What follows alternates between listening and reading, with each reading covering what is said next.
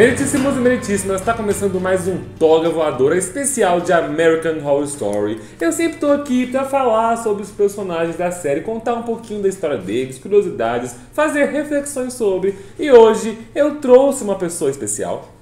Carissa Vieira. Já apareceu aqui outras vezes, acho que até já dispensa apresentações, mas não dispense que vocês vão lá no canal dela, que também tem vídeo comigo lá. Inclusive essa semana lançamos vídeo no canal da Carissa sobre bruxas da cultura pop. Inclusive tem uma bruxa de American Horror Story nessa lista que a gente fez lá no meu canal. Qual será? Quem me conhece nem sabe quem é. Nem sabe quem Já é. entregou o ouro. Gente, releva o áudio aí, viu? Ajuda o Toga a crescer, que uma hora a gente vai ter um equipamento de áudio, um estúdio decente. Mas enfim, Carissa está aqui hoje porque o personagem de hoje é um tanto polêmico. É um dos personagens mais queridos e mais polêmicos e mais odiados também. Pois é, ele consegue ter ele tudo consegue isso. ser tudo. Ele é completo e complexo. Oh. Né? Bom, estamos aqui falando de Tate Langdon, um personagem do qual gostamos. Como personagem, Como sim. personagem, porque talvez seja aqui que vai se centrar a parte principal do nosso debate hoje. De que existe uma diferença muito grande na admiração de um personagem e romantização da pessoa que ele seria na realidade. Exatamente. Bom, antes de começar esse vídeo, já curte aqui, se inscreve no canal e não se esqueça, apareça sempre lá no Instagram para dar dicas dos próximos personagens que vocês querem ver aqui nos vídeos de American Horror Story. Antes de debater sobre ele, vamos falar então um pouco sobre a história do personagem, relembrar alguns fatos aqui. O Tate nasceu em 22 de maio de 1977 e é filho do Hugo com a Constance Langdon. Ele era o irmão da Adelaide, do Beauregard, que eu nunca sei pronunciar esse nome, então só chamo de Bo, e da Rose Langdon, que é a menininha sem olhos que é apresentada pra gente lá na 8ª temporada. Embora ele seja o único filho da Constance a escapar do defeito físico visível, ele mentalmente era muito perturbado durante seu tempo na Murder House. Talvez devido à parte do seu pai ausente, né, e a sua mãe sendo muito negligente. E de acordo com a 8ª temporada também, tem a influência sádica da própria casa. Quando ele tinha 6 anos, a Constance matou o Hugo, o pai dele, por ele ter traído ela com a empregada, a Maura. E o Tate acreditava, na verdade, que o pai dele tinha fugido e que ele tinha abandonado toda a família. E a Constance mentiu pra ele sobre o destino do Hugo, né? Tanto pra poupar os sentimentos do filho, quanto pra que ela não fosse presa pelo crime.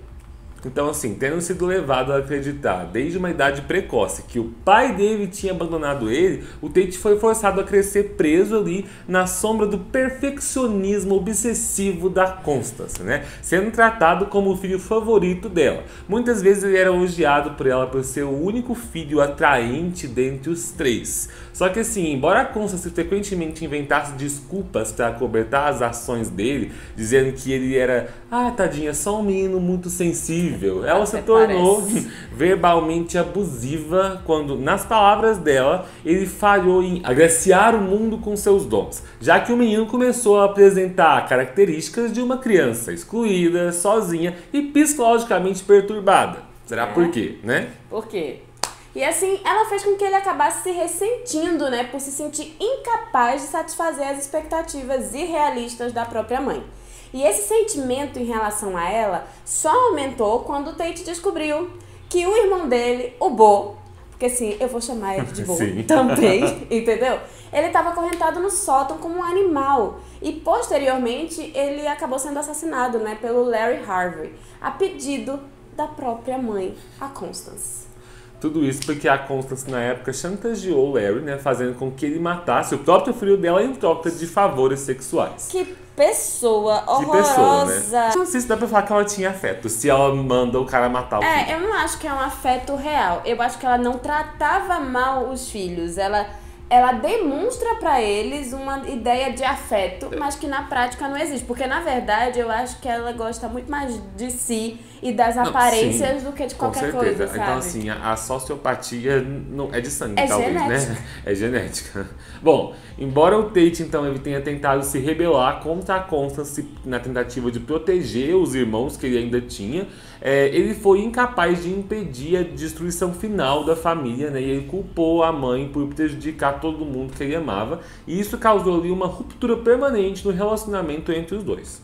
E aí, dessa forma, né, sem um modelo positivo de mãe para guiar o próprio Tate, ele começou a ver o fantasma da Nora Montgomery, que ele via como se fosse a sua própria mãe.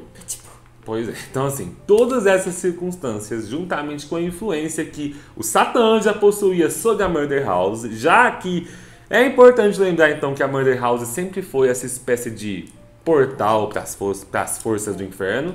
Enfim, todas essas circunstâncias começaram a causar um profundo efeito no comportamento do Tate, criando uma personalidade que por muito tempo ele não sabia que existia ali dentro dele. E isso tudo fica muito claro pela perda de memória que ele demonstra, né, após ter realizado ações psicóticas, como por exemplo, né, o ápice da sua psicopatia em 1994, quando ele executa a sangue frio vários dos seus colegas de escola no massacre de Westfield High, que enfim, né, é um horror. Sim, e assim, é constantemente mostrado na série que durante, principalmente na sua vida, na sua pós-vida, né, como espírito na Murder House, ele, após começar a se consultar com o Ben, Sim. o Tate passou a questionar alguns dos atos psicóticos dele, muitas vezes não se lembrando deles, inclusive. Nós temos vários relances dessa personalidade dupla que sempre deixa os espectadores muito confusos em relação a confiar ou não no Tate. Nós temos momentos que nos fazem acreditar que ele não tem controle sobre as suas ações, como por exemplo, quando os espíritos das ex-vítimas dele confrontam ele lá em 2011 em busca de respostas sobre o motivo de ele ter matado eles. E ele não consegue nem lembrar quem que os colegas eram. E aí, quando ele finalmente se lembra, ele se afunda em culpa, né? Repetindo, por que eu faria isso? E aí ele repete várias vezes, né? Super chocado e confuso pelas suas próprias ações. E aí, esses são traços que o público que defende o Tate, eles dizem que não poderiam ser encontrados em alguém que nasce psicopata, que não tem um pingo de empatia pelo outro. Só que, por outro lado, durante as suas sessões de terapia com Ben, ele conta sobre as fantasias nas quais se prepara para a nobre guerra. Nessas fantasias que ele diz ter, ele usa aquela roupa de couro preta com a caveira pintada no rosto, aquele visual mais famoso do Tate, e ele mata pessoas sem remorso nenhum. Então o Tate afirma que mata as pessoas que ele gosta e ele diz pro Ben que ele não sente nada durante a fantasia, né? Que ele tá tirando aquelas pessoas do maldito show de horrores que é o mundo e levando elas para um lugar limpo e gentil. É tão absurdo, é tão Não é? absurdo. Aí ele pergunta pro Ben se ele acha que ele é louco por causa dessas fantasias. Mas o Ben, na época, ainda não sabe de tudo que ele já fez. Ele discorda e ele fala pro Tate que ele é apenas criativo, que ele, enquanto terapeuta, já ouviu coisa muito pior. E aí, quando o Tate ele conhece a Violet, a filha do Ben, ele se conecta com ela devido à depressão que eles dois têm, né? E às dificuldades que eles enfrentam em relação à disfunção familiar. E aí, à medida que o relacionamento vai ficando mais profundo, o mesmo acontece com a admiração do Tate por ela, por ser a única pessoa na sua existência que lhe mostrou um pouco de compaixão, né? Ele inclusive diz, você é a única luz que eu já conheci. Olha que romântico. Oh, muito.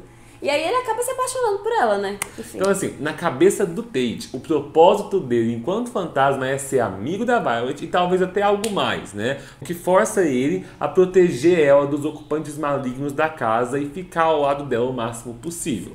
Só que as formas que ele encontra de se conectar, de mostrar essa proteção, não são exatamente saudáveis. Ele puxa a conversa com a Violet pela primeira vez, ensinando pra ela como se matar cortando os pulsos, né? Depois fantástico jeito, né? Fantástico jeito. Assim, gente, pra quem não tá entendendo que eu tô sendo irônica, eu já vou deixar claro. Não tem nada de fantástico, assim, é um péssimo jeito de se conectar, gente. E aí depois, assim, os assuntos que os dois têm em comum é mostrando todas as cicatrizes de cortes que eles têm nos braços, o que, assim, ao mesmo tempo que você entende, poxa, são duas pessoas com depressão forte se identificando uma com a outra, não dá pra falar que tá acontecendo essa identificação de uma forma saudável.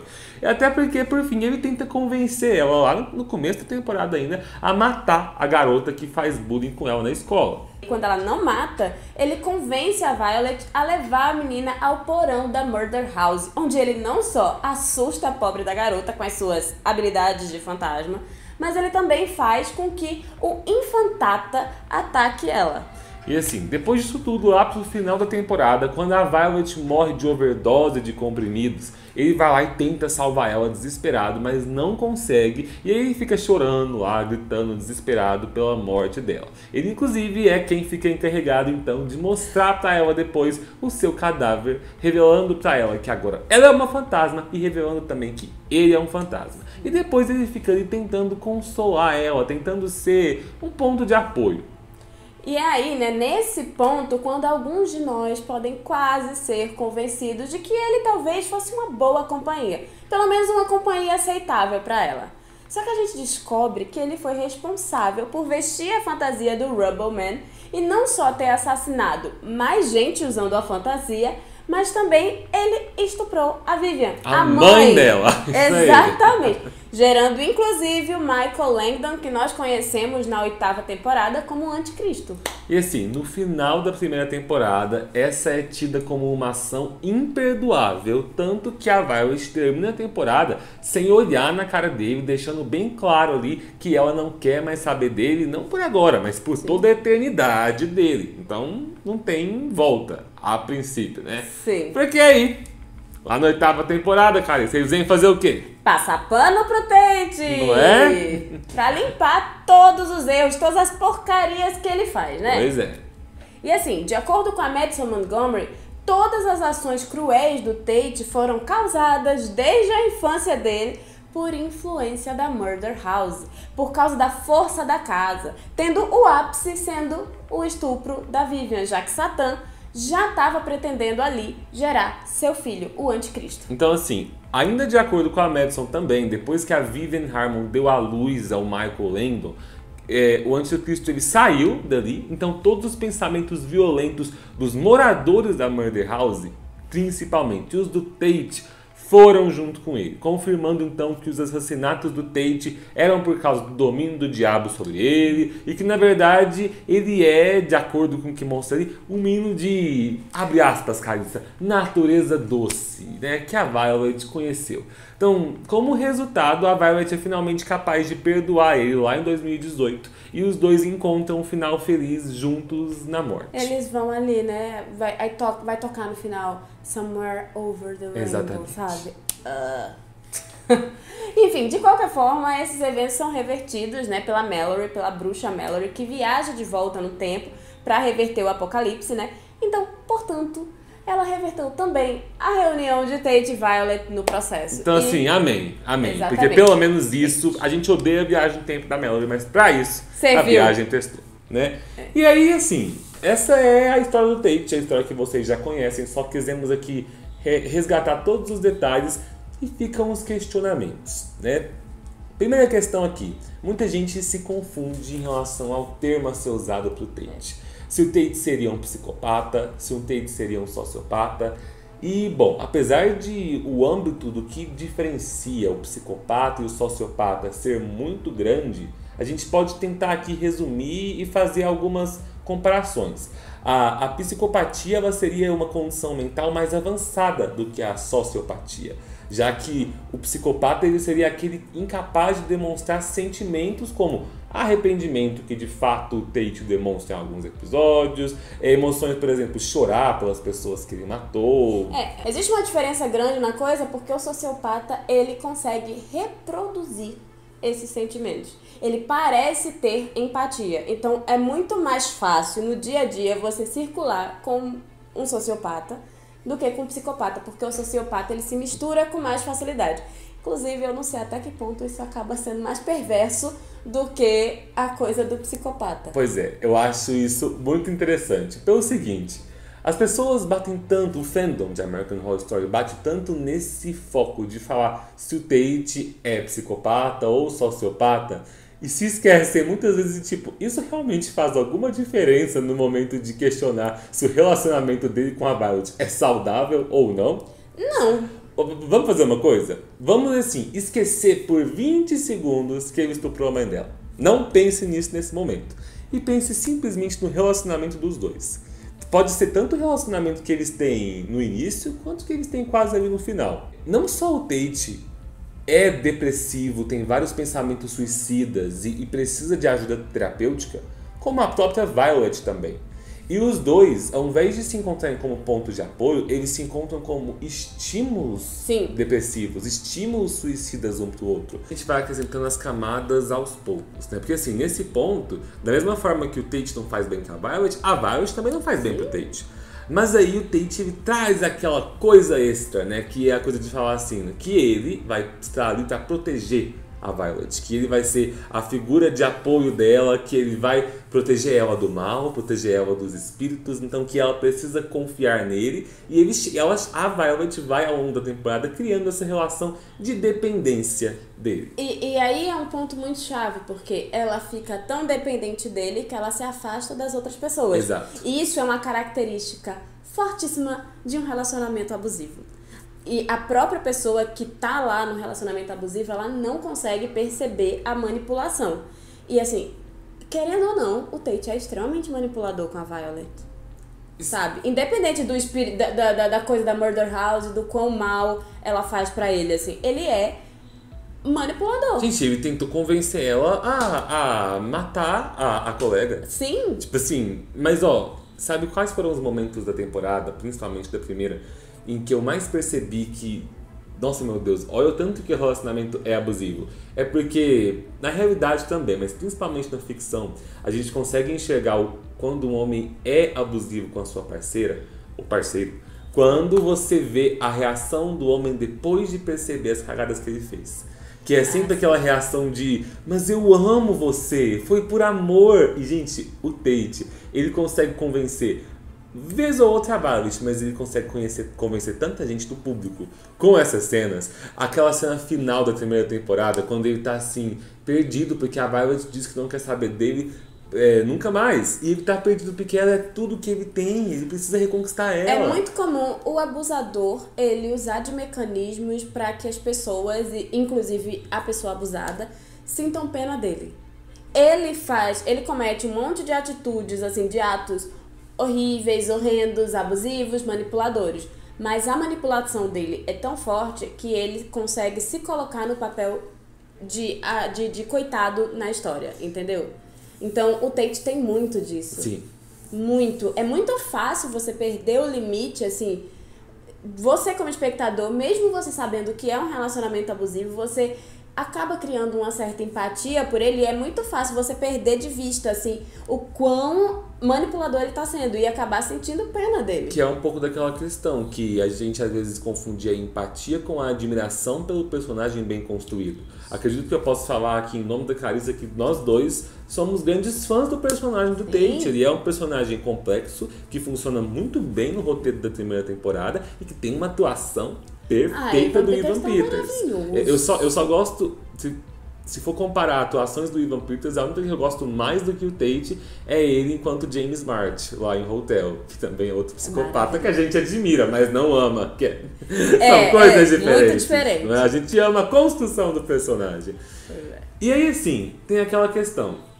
A gente também não se jogar para extremismos, né? Porque a gente reconhecer esses abusos do Tate, a gente reconhecer as problemáticas em torno do personagem, se fôssemos colocá-lo como uma pessoa real, não tira o fato de que a gente enxerga todos os transtornos pelos quais ele passou durante a infância. Os abusos que ele mesmo sofreu, sabe? Ele foi uma vítima de abuso. Exato. Então, assim, você dizer que ele foi vítima de abuso e hoje ele é um abusador, não é nem você colocá-lo como vilão, e nem também inocentá-lo. Vale lembrar, inclusive, que é muito comum esse ciclo.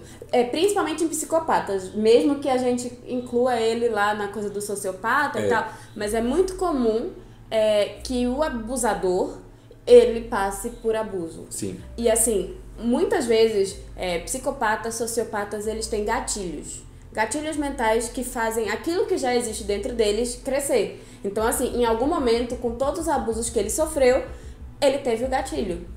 Então, assim, o ciclo, sabe, de abuso, ele é constante.